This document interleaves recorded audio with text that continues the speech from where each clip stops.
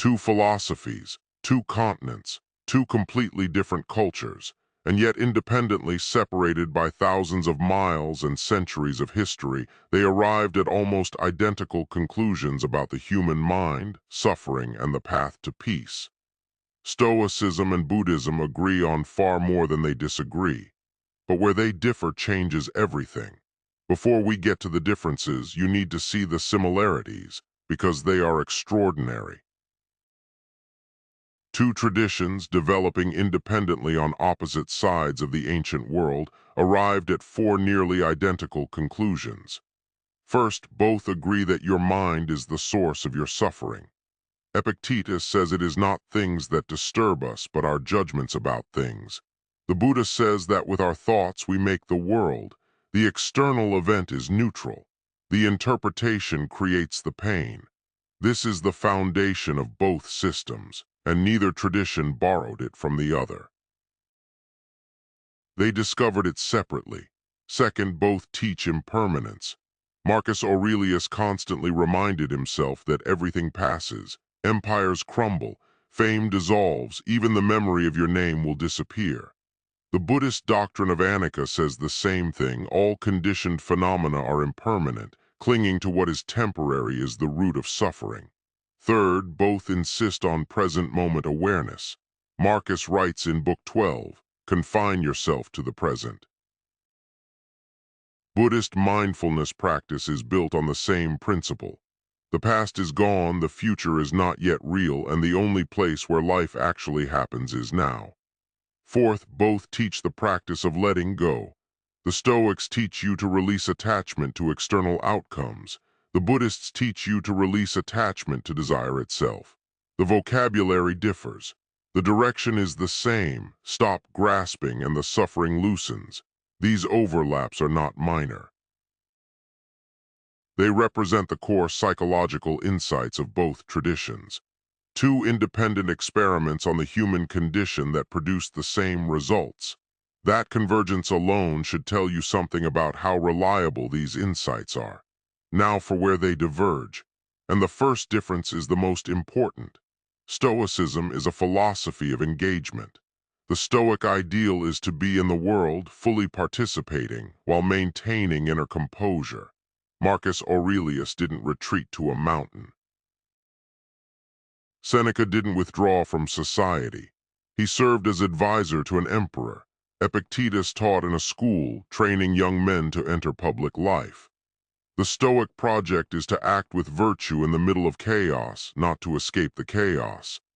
Buddhism, particularly in its monastic traditions, tends toward withdrawal. The Buddha himself left his family and his palace to seek enlightenment. The ideal of the monk, renouncing worldly life to focus entirely on spiritual practice, is central to many Buddhist schools. The path to liberation often involves stepping back from worldly involvement, not diving deeper into it. This is not a criticism of either approach. It's a fundamental difference in strategy. The Stoic says, "The world is difficult, stay in it and master yourself within it." The Buddhist says, "The world is suffering, understand its nature so thoroughly that you are no longer bound by it." If your instinct is to engage, to build, to act, to lead, Stoicism will feel like home. If your instinct is to observe, to release, to simplify, to seek stillness, Buddhism may resonate more deeply. The second major difference is the ultimate goal. The North Star each tradition navigates by. For the Stoics, the highest good is virtue. Specifically, four virtues: wisdom, courage, justice, and temperance. Every Stoic practice, every exercise, every teaching is designed to cultivate these qualities. The Stoic doesn't ask, "Am I at peace?" as the primary question. They ask, "Am I acting virtuously?" Peace is a byproduct of virtue, not the goal itself. Marcus Aurelius on his deathbed wasn't seeking tranquility. He was asking whether he'd fulfilled his duty. For Buddhists, the highest aim is the cessation of suffering, both for yourself and for all sentient beings. Compassion is the central driving force, particularly in Mahayana Buddhism, where the bodhisattva ideal involves postponing your own liberation to help others achieve theirs. The Buddhist asks, am I reducing suffering in myself and in the world? These goals overlap significantly. Virtue often reduces suffering. Compassion often requires courage and justice, but the emphasis matters. The Stoic will endure suffering willingly if virtue demands it. The soldier who sacrifices comfort for duty is a Stoic hero. The Buddhist will seek to eliminate suffering wherever possible. The practitioner who surrenders ego to reduce harm is a Buddhist hero. Neither is wrong. They're different lenses on the same human dilemma, and depending on what your life demands right now, one lens may serve you better than the other. The third difference is how each tradition explains why suffering happens. The Stoics believed in fate, or more precisely, in a rational, providential nature that governs the universe. Things happen for reasons you may not understand. Your job isn't to understand the cosmic design. Your job is to respond to it virtuously. Marcus wrote about amor fati, loving your fate, accepting everything that happens as material for your growth. Suffering isn't punishment. It's raw material. It's indifferent, and your task is to make something meaningful from whatever it gives you. Buddhism explains suffering through karma and the cycle of rebirth. Your current circumstances are shaped by actions in previous lives. Suffering exists because desire exists, and desire exists because of ignorance about the true nature of reality. The practical difference is this. The Stoic faces suffering and asks, how do I use this? The Buddhist faces suffering and asks, how do I end this? The Stoic transforms suffering into fuel. The Buddhist seeks to extinguish the conditions that produce suffering altogether. Both are valid responses, but they lead to very different daily practices. The Stoic leans into difficulty as a training ground. The Buddhist examines difficulty as a symptom of deeper misunderstanding.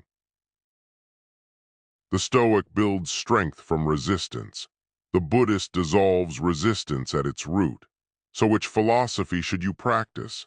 The honest answer is, possibly both.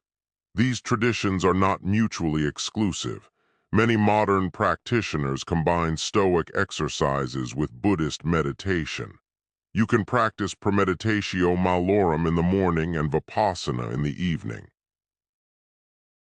The tools complement each other precisely because they approach the same problem from different angles.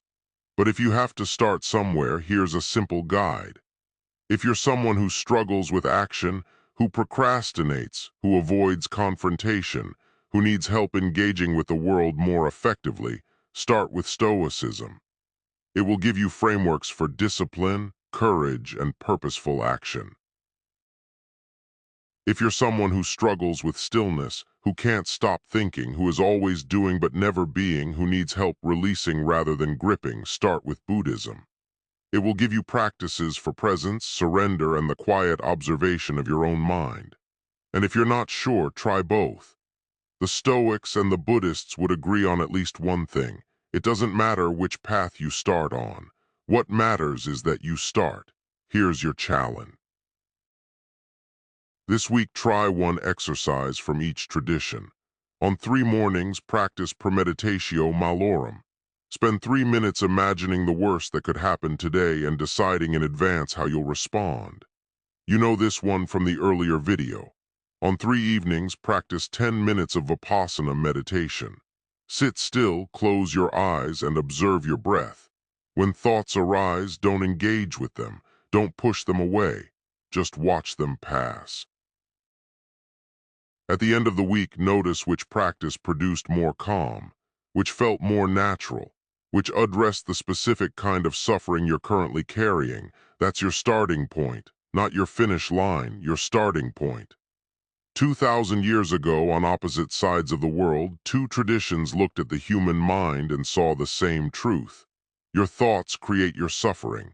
Your attachment creates your pain. And the path to freedom, whether you call it virtue or enlightenment, begins with the same first step, seeing clearly. Both philosophies agree. Your mind creates your suffering. They just disagree about what to do next. And that disagreement is one of the most productive conversations in the history of human thought. If this changed how you think about ancient wisdom, subscribe for more content that makes these ideas practical. Drop a comment telling me whether you lean Stoic, Buddhist, or both. I read every single one.